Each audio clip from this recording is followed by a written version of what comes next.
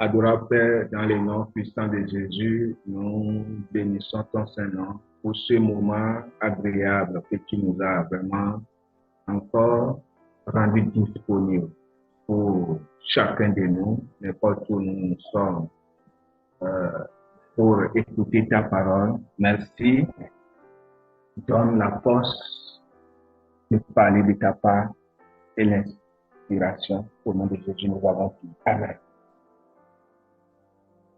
Bien-aimés, nous bénissons le nom de l'Éternel parce qu'il nous a encore donné vraiment la force d'être avec lui à ce moment pour écouter sa parole. Alors, j'aimerais clôturer notre thème, notre self-sécurité que nous avons entamé il y a quelques semaines, ce soir, par la grâce de Dieu. Vous savez, ce thème que le Seigneur m'a inspiré à développer, je dis toujours que chaque personne qui va se connecter à cet audio, oui, ça serait comme c'est des prêches. Parfois, si on ne comprend pas, ça va donner beaucoup de polémiques. Ça va donner beaucoup de réticence à ceux-là qui ne veulent pas vraiment être nés de nouveau, qui ne veulent pas vraiment renouveler leur intelligence par rapport à la parole de Dieu. Parce que Romains nous l'a dit, Romains 12, premier et deux versets, nous l'a dit, il faut que notre intelligence, renouvellement de notre esprit à chaque jour, et c'est la parole de Dieu qui le fera. Donc, sans sa parole, la sécurité ne serait pas une bonne sécurité. La sécurité serait la sécurité des hommes et vous serez toujours à la merci des hommes. Voyez? Donc, c'est bon de critiquer quelque chose. Aussi, ce que nous critiquons, nous devons aussi aller au fond, aller chercher nous-mêmes. Est-ce que ce qu'il est en train de dire, est-ce que c'est vrai? Allez chercher vous-même. Parce que la torche est lancée, la lumière, on a pointé la lumière sur quelque chose et nous devons aller maintenant sur cette lumière pour voir si ce qui est sur cette lumière est une vérité. Comme au temps de Paul, lorsqu'il enseignait les gens, toujours les juifs, ceux-là qui se disent des enfants de Dieu, ceux-là qui disent non, nous sommes de Dieu. Vous voyez? Et à la plupart des moments, c'est ceux-là qui se perdaient encore le chemin parce qu'ils ne se laissent pas, ils ne laissent pas leur esprit vraiment ombre à vraiment recevoir de Dieu et recevoir de part et d'autre, recevoir des hommes. Et ce qui doit être les garanties n'est pas les garanties. Et c'est des choses fables, c'est des choses qui vont les faire chouer, c'est des choses qui vont les détruire. Et c'est ces choses, ils attachent à ces choses. Donc, au même moment, dans le temps, Paul enseignait dans Actes chapitre 17 et il enseignait la parole de Dieu à ces juifs de la même manière qu'ils avaient entendu la parole. Maintenant, ceux-ci, ils ont pris une décision. Ils ont dit, mais nous n'allons pas maintenant laisser quelqu'un nous séduire encore. Maintenant, nous allons regarder, nous allons vérifier ce que cet homme, Paul, en train de nous enseigner. Ils ont écouté sa parole, bien, et ils ont noté les versets bibliques. Et maintenant, à la maison, à 17, je crois, à partir du verset 11, le verset 11. Donc, à 17, verset 11. Et maintenant, à la maison, l'Écriture nous dit que ces Juifs avaient des sentiments plus nobles que ceux des Thessaloniques. et ils reçurent la parole avec beaucoup d'empressement et ils examinaient chaque jour les Écritures pour voir si ce que leur disait Paul était exact. Voyez-vous? Donc, il ne faut pas créditer. Non, qu'est-ce que le frère est en train de dire? Pas des images. Non, non, non, non, non. L'image, non, non, non, non. Comment il va dire que l'image de mon père est une idole? L'image de ma mère est une idole. Comment il va dire que l'image de Sainte Marie est une idole? Comment il va dire ça? Non. Bien aimé, allez dans les Écritures. Allez dans les Écritures. Revisitez je parle Exode chapitre 20, revisitez encore Exode chapitre 20, du premier jusqu'au septième verset. Revisitez. C'est pourquoi je dis nous sommes en train de finir ce thème. Parce que quelqu'un peut-être qui a pris le premier, qui a lu le premier audio, peut critiquer, le deuxième audio peut critiquer. Maintenant, à la fin, je t'exhorte d'aller revoir maintenant ces écritures toi-même. Toi-même, assieds-toi, demande au Saint-Esprit de t'orienter. Demande au Saint-Esprit, vraiment, c'est des choses que certaines religieuses, dans certains milieux de l'Église, c'est des choses qui ont été cachées, c'est des choses qu'on ne vous dit pas, c'est des écritures qu'on ne fait pas sortir. Pourquoi? Parce que s'il fait sortir ces écritures-là, les mensonges seraient annulés. Vous voyez? Et maintenant, nous qui avons pris le courage à deux mains de faire sortir aussi, de faire sortir chaque fois ces gens d'écriture, oui, nous ne sommes pas aussi aimés par plusieurs. Vous voyez? Plusieurs, lesquels? Ceux-là que les yeux sont vraiment fermés et les cœurs sont vraiment condamnés. Les cœurs sont condamnés au mensonge. Rien qu'ils ont cru à ce mensonge jusqu'à la mort, jusqu'à leur dernier souffle. Ils ont cru à ce mensonge. Vous voyez-vous? Donc, ceux-là ne peuvent jamais aimer ce genre de message. Quand on parle comme ça, ils ne peuvent jamais l'aimer. Mais bien aimé, pour vraiment le salut de ton âme, pour le salut de ton âme, pour la vie éternelle, je te prie d'aller revisiter ces écritures pour avoir vraiment le vrai salut. Pour que tu ne vas pas continuer à tâtonner comme les Juifs jusqu'à ce jour. Donc, Dieu qui nous a envoyés sur la terre et à cause du péché de l'homme et tout, il nous a encore revisité avec son Fils Jésus-Christ. Et Jésus a payé le prix pour nous. Et nous, notre sécurité et notre seule sécurité doit être en lui. Cela ne doit pas être dans la main d'un homme ou d'une femme ou d'un idole ou d'une image quelque part. Mais bien aimé, je nous pose une question. Comment nous sommes venus sur la terre? Qui est venu peut-être avec un habit blanc, avec un habit habillé? Il est venu un habit. Non, nous sommes venus nus. Nous n'avons pas même un pouvoir, nous n'avons pas même rien, nous sommes nus.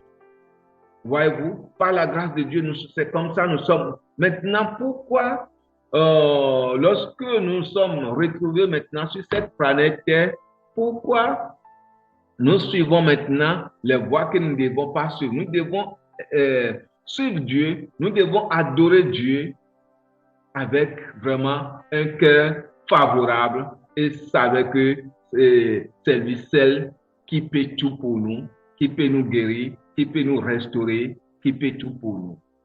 Mais c'est sur la terre qu'on cherche les magies, qu'on cherche la sécurité, qu'on ne doit pas chercher. Voyez-vous, on met les perles de magie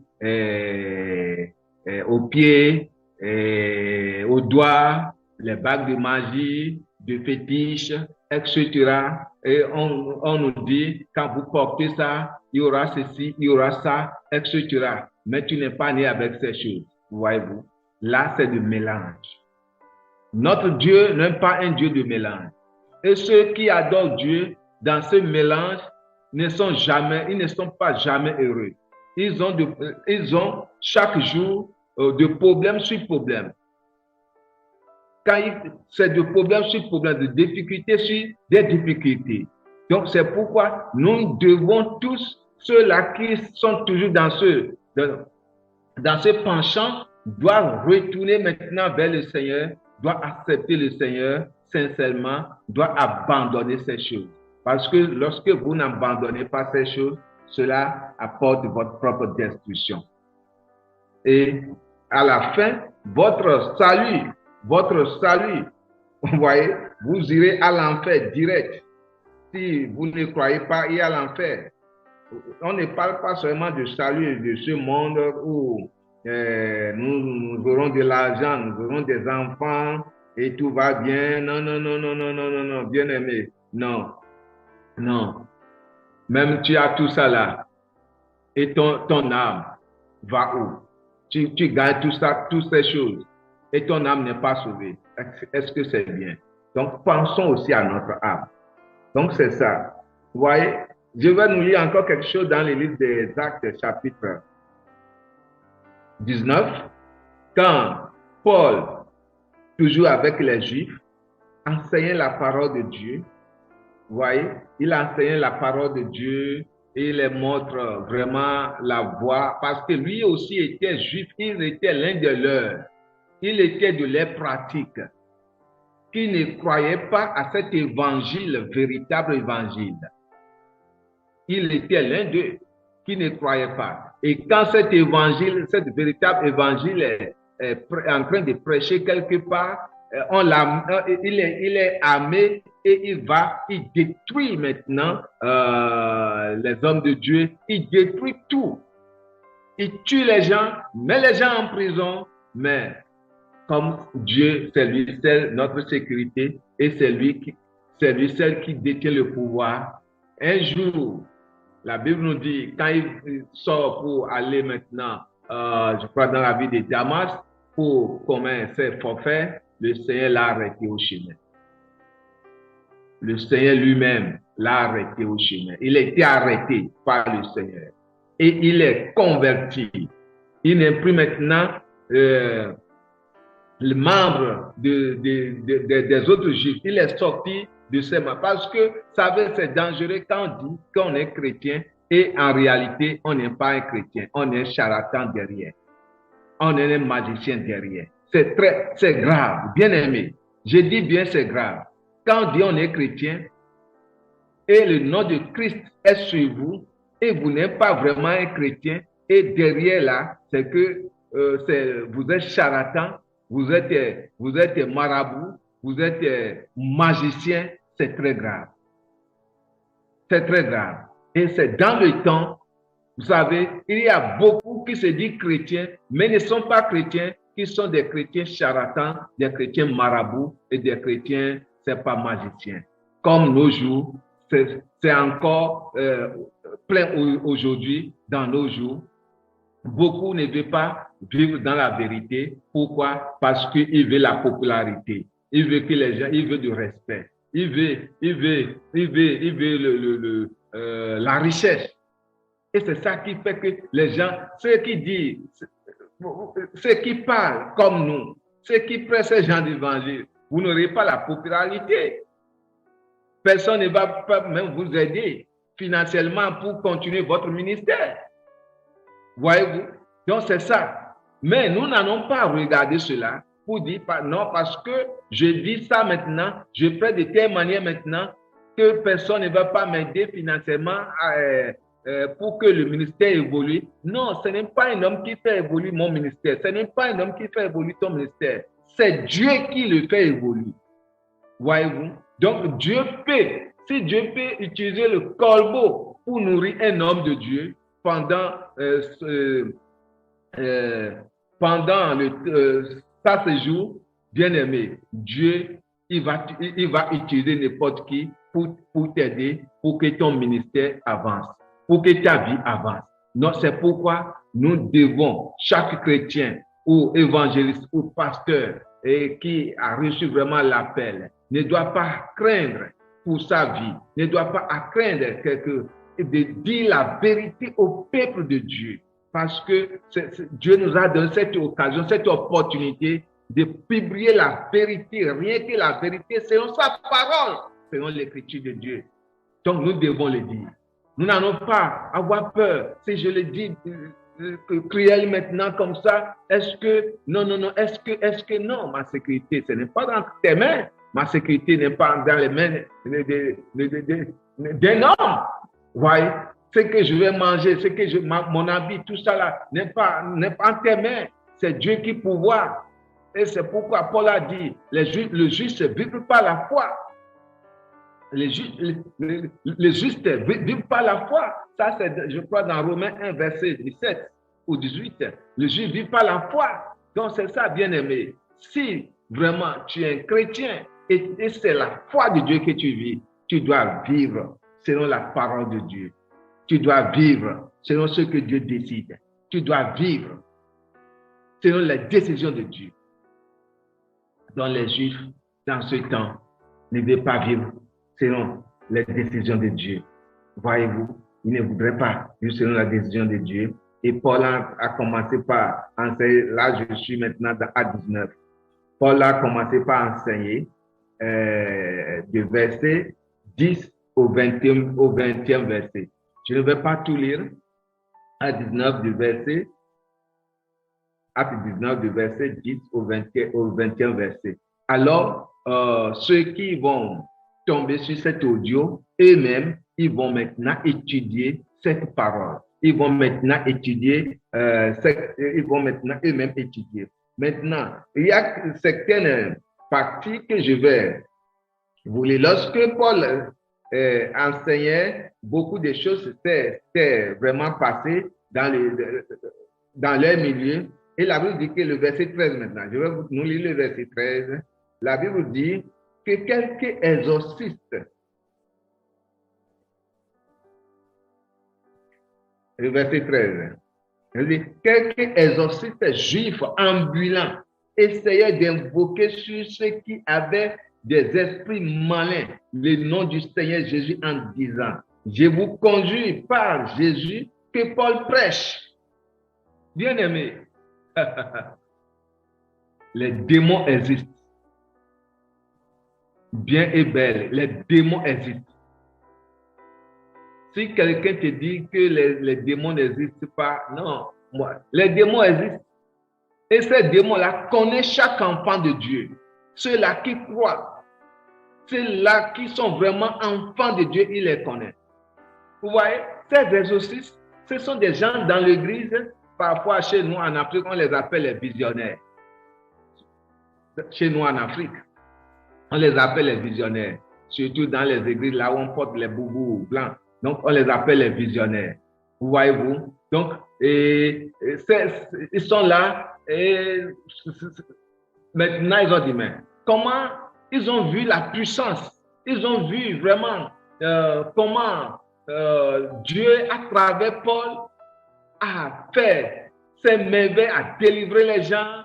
Beaucoup de miracles qu'ils n'ont jamais vus sont passés. Et maintenant, ces personnes qui sont des exorcistes et qui n'ont pas l'esprit de Dieu, qui combinent avec d'autres esprits, voyez-vous, qui ont leur sécurité, ils tirent d'une autre source, voudraient maintenant faire comme celui qui tire de la source principale, qui est la source divine, qui est la source de Dieu. Et veut exercer maintenant comme eux, ils disent ambulants. Et ils essayaient maintenant, ils ont vu, ils essayaient maintenant de prier. Je nous lis. Quelques exorcistes juifs ambulants essayaient d'invoquer sur eux ceux qui avaient des esprits malins. Et le nom du Seigneur Jésus, en disant que je vous conjure par Jésus que Paul prêche. Le nom de Jésus que Paul prêche. Ouais. Non, c'est une erreur. Et la Bible dit que le verset 14, ceux qui faisaient cela étaient sept fils de Séba, juifs, l'un des principaux sacrificateurs. L'esprit malin leur répondit, je connais Jésus et je sais qui est Paul, mais vous, qui êtes-vous? qui êtes-vous? Quand on est dans l'erreur, surtout quand on est dans l'erreur, dans sa vie du christianisme, ça te détruit soi. Ça va te détruire toi-même. Quand on est vraiment dans l'erreur.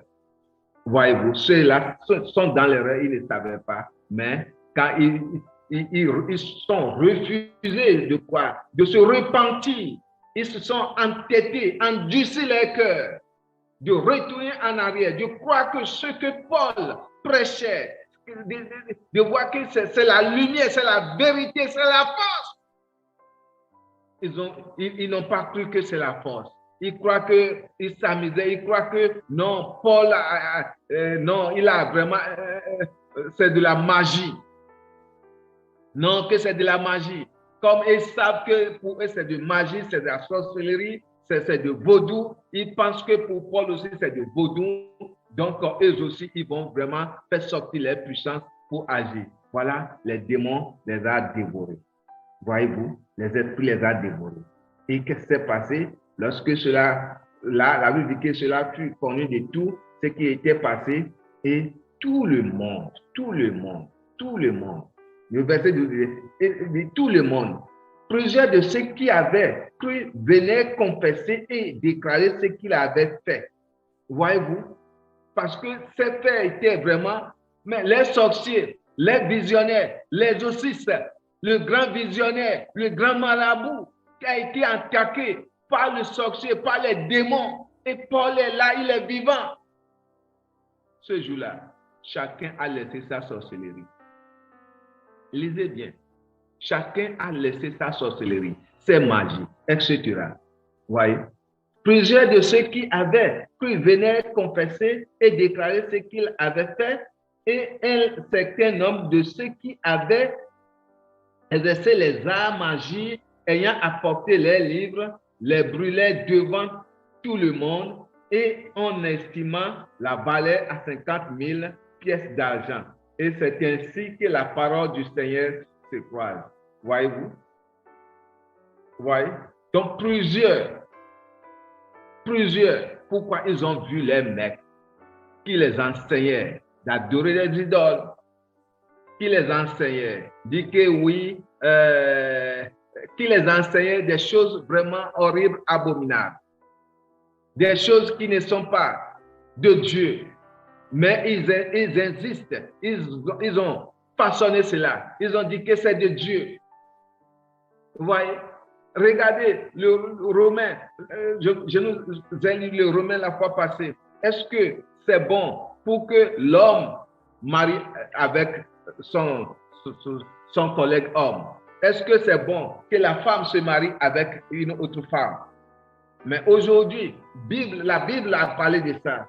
Dieu a déjà vu cela. Dieu a déjà parlé de ça. Mais aujourd'hui, certaines églises sont d'accord pour ça. Et ils sont en train d'influencer les gouvernants, surtout dans les pays africains, pour qu'on puisse accepter que oui, que ceux-là aussi, ils ont leurs droits.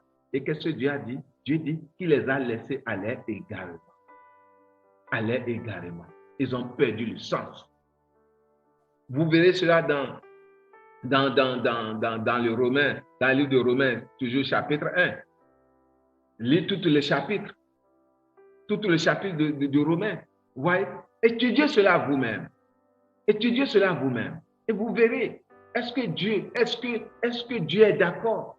Mais l'homme aujourd'hui, qui se dit l'homme chrétien, l'homme de l'église, le pasteur, c'est pas aujourd'hui.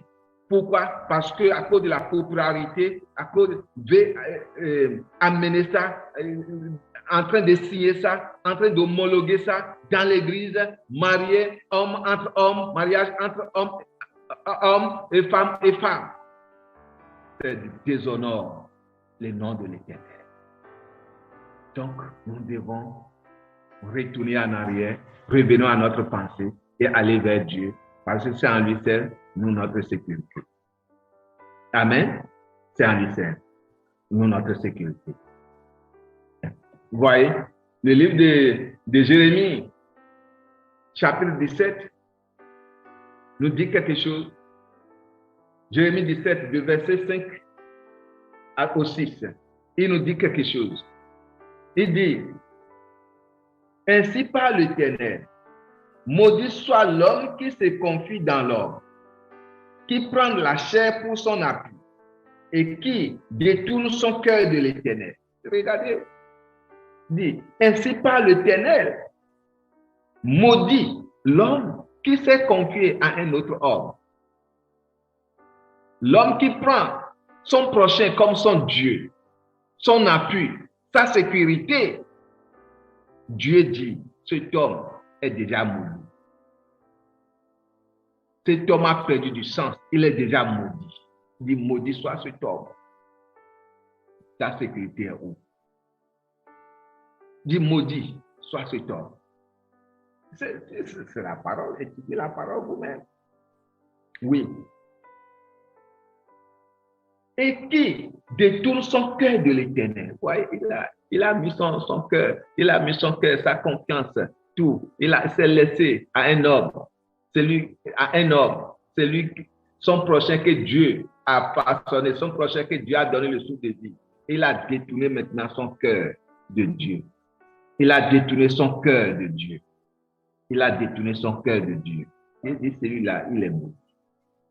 Voyez, le verset 6, écoutez ce qu'il a dit. Il dit, il est comme un misérable dans le désert. Il dit, cet homme est comme un misérable dans le désert.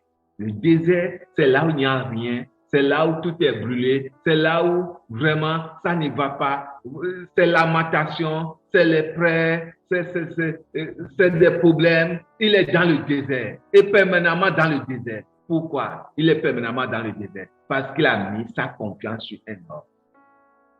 Et pour sortir du désert, nous devons retourner vers Dieu et mettre notre confiance en lui et suivre ce que Dieu nous dit. Vous voyez? Alléluia. Il est comme un misérable dans le désert et il ne voit point arriver le bonheur. Et il ne voit point arriver le bonheur. Ouais, il est dans le désert, il ne voit point arriver le bonheur. Lorsque son bonheur arrive, il ne peut pas le savoir parce qu'il est dans le désert.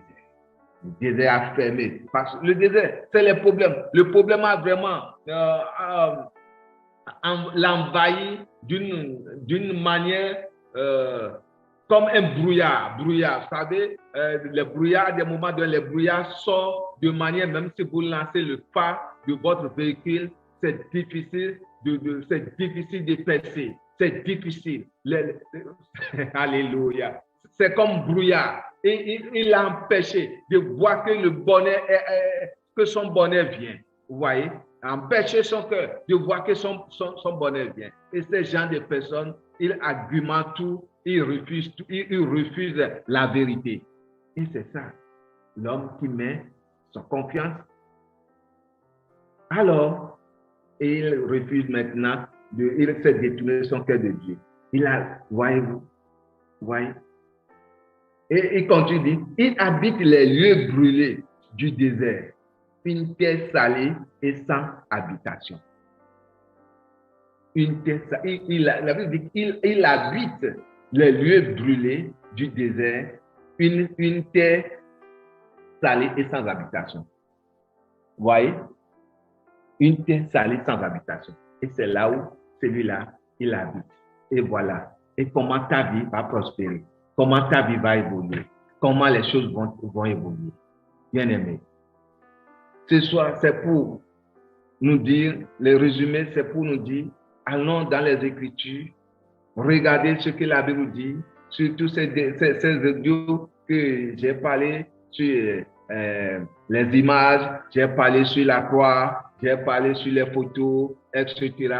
Non, n'allez pas condamner derrière. Allez, j'ai pris le temps, le Saint-Esprit m'a aidé. Au moins, j'ai rassemblé quelques ingrédients qui est la parole de Dieu, les Écritures, et je les balancé dans les audios. Allez les revisiter et voir est-ce que ce que le frère, ce que l'enseignant, ce que le pasteur est en train de dire, est-ce que c'est vrai? Est-ce que c'est des choses à suivre? Faire comme ceux-là de Bérien qui ont suivi Paul. Et dans Actes 17 et 11 que nous avons lu, ils ont suivi Paul et ils ont vérifié les Écritures cas par cas pour voir si ce que Paul disait, c'était exact. Alors, que Dieu vous bénisse partout dans le monde entier, en chaque moment que vous êtes tombé sur cet audio, que cela soit vraiment une bénédiction pour vous et que les écailles de vos yeux tombent au nom puissant de Jésus. Demeurez toujours bénis. Je vous aime et à très bientôt. Bye bye.